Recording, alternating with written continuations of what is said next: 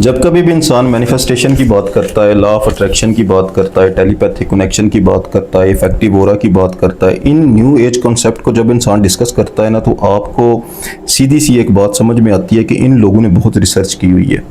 इन लोगों ने इंसान की ज़ात के अंदर से निकलने वाली एनर्जी, इंसान की ज़ात के अंदर से निकलने वाली वाइब्स का, इस कायनात के यूनिवर्सल कॉन्शियसनेस के साथ एक बाहमी जो इदराक है, एक बाहमी जो ताल्लुक है, उसको डीपली जाके रिसर्च किया, उसको डीपली एनालाइज किया हुआ है कि कायनात कैसे आपकी वाइब्स को रीड करके उसके मुताबिक आपको ज़िंदगी में चीज़ें ला करके देती हैं।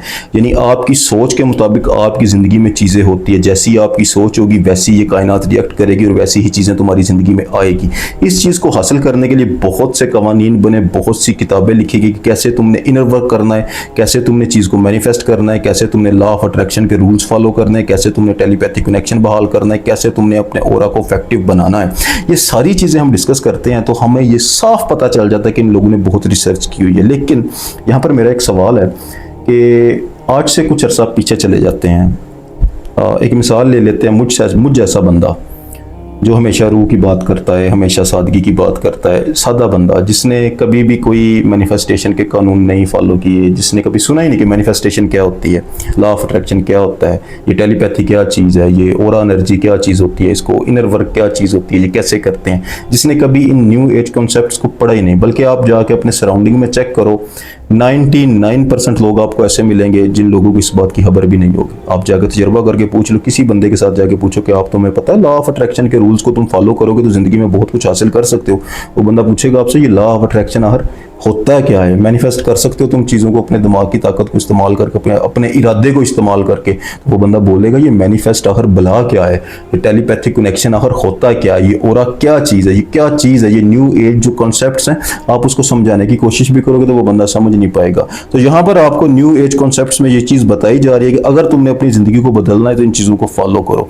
उधर एक बंदा है जिस बंदे को इस चीज़ का पता ही नहीं है, उसने अपनी ज़िंदगी को बदलना है तो उसकी ज़िंदगी कैसे बदले। एक मिसाल ले लेते हैं, कोई बंदा है आज के दौर का, वो किसी शख्स को अपनी ज़िंदगी में मैनिफेस्ट करना चाहता है कि मेरा इस बंदे के साथ निकाह हो जाए, स्पेसिफिक बंदे को मैं अपनी ज़िंदगी में मैनिफेस्ट करना चाहता हूँ, उसे लेके आना चाहता हूँ, उसके लिए इंसान ये सारे रूल्स फॉलो करता है। दूसरा एक ऐसा बंदा जिसको इन तमाम चीज़ों को नहीं पता, वो भी कोई दुआ मांग रहा है, वो भी किसी चीज़ को अपनी ज़िंदगी में लाना चाह रहा है, लेकिन वो कोई रूल फॉलो नहीं कर रहा, वो कुछ भी नहीं कर रहा, तो उसकी ज़िंदगी में ये चीज़ आ गई, वो अपनी ज़िंदगी को कैसे बदलेगा। देखो आज की वीडियो में ना जो चीज़ मैं समझाने वाला हूँ ना आपको, वो क्या चीज़ है, ये जो लॉ ऑफ अट्रैक्शन, मैनिफेस्टेशन और ये सारे कॉन्सेप्ट्स हैं ना, जो न्यू एज कॉन्सेप्ट हैं, ये सारे के सारे किसी चीज पर बेस्ड है। इसकी कोई बुनियाद है, वो बुनियाद क्या है, उस बुनियाद को तुम समझ गए तो अल्लाह के फजलो करम से तुम ये जान जाओगे कि अगर उस बुनियाद तुम्हारी ठीक हुई तो तुम्हें कोई तरद्दुद, कोई एफर्ट करने की इतनी जरूरत नहीं पड़ेगी। बल्कि अगर ये बुनियादें ठीक हुई ना, जिसकी बेस पर ये मैनिफेस्टेशन, ये लॉ ऑफ अट्रैक्शन, ये टेलीपैथिक जैसे कनेक्शन खड़े हैं, वो चीजें तुम्हारी जात के अंदर हों, तो आज से पहले लोग वही इस्तेमाल करके अपनी जिंदगी को बदल लेते थे, जिंदगी उनकी बदल जाती थी, लेकिन उसके पीछे जो वाइब्स होती थी वो जेन्युइन ओरिजिनली इंसान की जात के अंदर पोशीदा थी। वो क्या चीजें हैं, यही चीजें आज की वीडियो में मैं डिस्कस करने वाला हूं कि अगर तुम किसी चीज को अपनी जिंदगी में मैनिफेस्ट करना चाहते हो, किसी शख्स को करना चाहते हो, कोई शय करना चाहते हो, तो तुम कैसे कर सकते हो, ओरिजिनली तुम्हारी जात के अंदर होना क्या चाहिए। देखो सबसे पहले और सबसे बड़ी चीज, ऐसे बंदे जो इन लोगों से दूर हैं, जो आज से पुराने बंदे थे, पिछले दौर के बंदे, पिछली सदी के बंदे, वो लोग एक चीज आप साफ अपने जहन में जानते होगे कि वो बंदे सच्चे थे। उन बंदों के दिल में कीना नहीं था, उन बंदों के अंदर बोझ नहीं था, उन बंदों के अंदर नेगेटिविटी नहीं थी। वो बंदे दिल के साफ एक प्योर सोल की तरह थे। वो जब किसी से मोहब्बत करेंगे या किसी शय को हासिल करने की कोशिश करेंगे, मोहब्बत वाले कंसेप्ट को ले रहे, जब वो किसी से मोहब्बत करेंगे तो वो अपने दिल से किसी को मोहब्बत करेंगे, वो मुकम्मल तौर पर उसको हो जाएंगे और वो 100% इस बात पे क्लियर होंगे कि ये बंदा मुझे चाहिए, ये बंदा मुझे अच्छा लगता है, मेरा इसके बगैर गुजारा नहीं है, इससे दूरी मुझे बर्दाश्त नहीं है। वो उसको याद भी करेंगे, उससे दूरी बर्दाश्त भी नहीं करते, और 100% उनकी जात इस बात पर मुतमईन होगी, क्लियर होगी कि मैं इस बंदे का हूं और ये बंदा मेरा है। उसकी मोहब्बत के अंदर ये मैनिफेस्टेशन वाले क्या कहते हैं कि आप अपने आप को ना एक आपके अपना जो कॉन्सेप्ट है उसको क्लियर करो, अपना फोकस क्लियर करो कि तुम्हें जिंदगी में चाहिए क्या, अपना पुख्ता इरादा करो कि तुम्हें वो चाहिए कि तुम्हें वो नहीं चाहिए, एक जगह पर लाने की कोशिश करते हैं। लेकिन जो बंदे रूह वाले बंदे होते हैं ना, अहले रूह जो बंदे थे, जिनके दिल आईने की तरह साफ थे, वो होते ही क्लियर है। वो जिस बंदे से मोहब्बत करते हैं तो हद से ज्यादा मोहब्बत करते हैं और सिर्फ उसी के रहते हैं, उसके बारे में कोई बात बर्दाश्त भी नहीं कर सकते,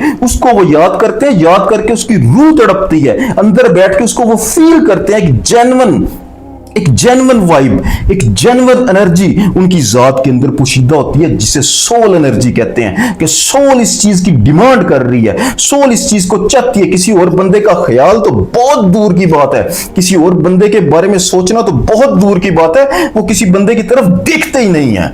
उन बंदों का जब ये क्लियर हो जाता है कि मुझे क्या चाहिए और मुझे क्या अच्छा लगता है, तो वो उसको अपना आप दे देते हैं। उसकी सोल की ये डिमांड होती है। और यूं उनका ये जो मैनिफेस्टेशन का पहला रूल है ना, कि अपनी थॉट क्लियर करो कि तुम्हें चाहिए क्या, अपना इरादा मजबूत करो, तो उनका इरादा उनकी सोल ले लेती है। और वो ऐसा पुख्ता एनर्जी, ऐसा पुख्ता इरादा होता है कि कायनात उसको ऑटोमेटिकली रीड करना शुरू कर देती है। दूसरा, ऐसे बंदे जब बेबसी के आलम में जाते हैं, बेबसी एक बहुत बड़ा फैक्टर है किसी चीज को मैनिफेस्ट करने में। बेबस जब इंसान होता है तो इंसान कंप्लीटली तौर पर अल्लाह ताला की जात के सामने सरेंडर कर देता है। देखो, ये आपको कहते हैं ना कि आपने एक दफा थॉट बना ली, थॉट बनाने के बाद उसके लिए एफर्ट करो, एफर्ट करने के बाद अपनी जात के अंदर ये पुख्ता इरादा करो, फिर इसको जाने दो ताकि ये कायनात इस पे रीडिंग करके वो चीज़ आपकी ज़िंदगी में लेके आए। लेकिन बेबसी असल में वो चीज़ है जो आपको सरेंडर करवाती है। इस तरीके से आप सरेंडर नहीं कर सकते जो आपको टीचर बता रहा है, जो आपको मैनिफेस्टेशन के कानून पढ़ा रहा है, वो इस तरीके से नहीं बताएगा। जब इंसान वाकईतन किसी से मोहब्बत करता है, उसकी रूह तड़पती है और वो बेबस हो, जब वो बेबसी के आलम में रब के सामने जाके सजदे में रोता है, तो उसकी जात के अंदर एक सरेंडर पैदा होता है कि मैं कुछ नहीं कर सकता, मैं वाकईतन कुछ नहीं कर सकता। तो वो कंप्लीटली तौर पर चीजों को जाने देता है, खुदा की जात पर छोड़ देता है, जिसे तवक्कल कहते हैं। उसका तवक्कल बहुत स्ट्रांग होता है। उसके बाद वो अल्लाह ताला की जात के आगे आंसू गिराता है, जो उसके अंदर एक शिद्दत पैदा करता है, जो उसके अंदर एक उम्मीद पैदा करता है। ये गिरे हुए आंसू एक उम्मीद, एक होप पैदा करते हैं, एक बिलीफ पैदा करते हैं कि ये चीजें तुम्हारी जिंदगी में आ जाएंगी। तुम रब के सामने रो रहे हो। तो और बहुत बड़ा फैक्टर क्या है? बेबसी के बाद एक बहुत बड़ा फैक्टर क्या है? आंसू। उसके बाद दुआ।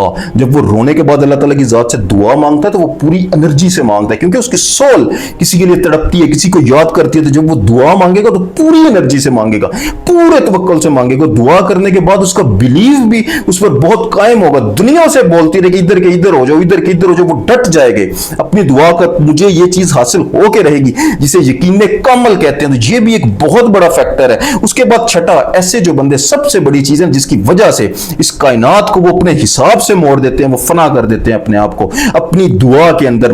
मतलब कि उसके बाद अब कोई ऑप्शन ही नहीं वो छोड़ते, वो सीधा बोल देते हैं कि मुझे ये चाहिए या फिर मुझे कुछ नहीं चाहिए। वो अल्लाह ताला की जात से सीधा सीधा उनके पास एक ही ऑप्शन है, फना है। या तो ये मिल जाएगा या मैं कुछ भी नहीं करूंगा। तो इस फना के आलम में, इस बेबसी के आलम में, इस दुआ के आलम में, इस आंसू के आलम में, इस रूह के तड़पने के आलम में एक ऐसी वाइब जनरेट होती है जो कायनात को अपने हिसाब से मोड़ देती है। वो चीजें वैसी बन जाती है। अल्लाह फरमाता है ना कि जैसा तुम्हारा गुमान होगा वैसा मैं तुम्हारे साथ बिहेव करूंगा, वैसा मैं बन जाऊंगा। तो ये गुमान जो है ना, ये तुम्हारी जात के अंदर ये सारे फैक्टर मिलकर बनाते हैं। तो आज की जो न्यू एज कॉन्सेप्ट्स है ना, ये यहां से लिए गए।